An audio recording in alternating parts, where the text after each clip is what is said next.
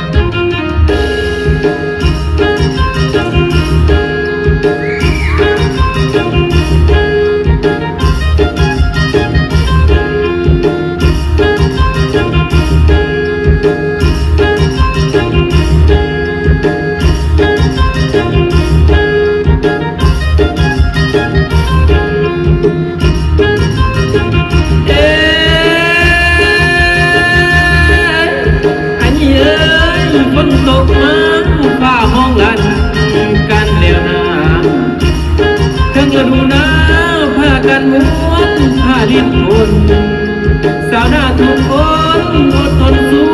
ต่อเวียกงานรัววันไหว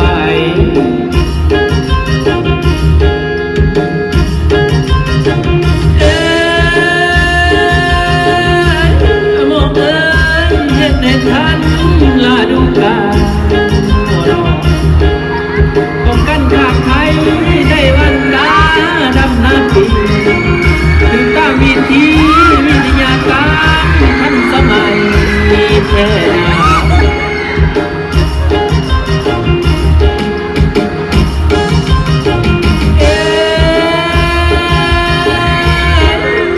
ให้หน้าใหญ่กล้ากีบเดียวได้ผลดีสาวนาเฮานี้มีมนต์เสือที่ดุมันแต่ได้มาพร้อมกันหักษาเมืองน้ำในก็ให้ขาดแท้ได้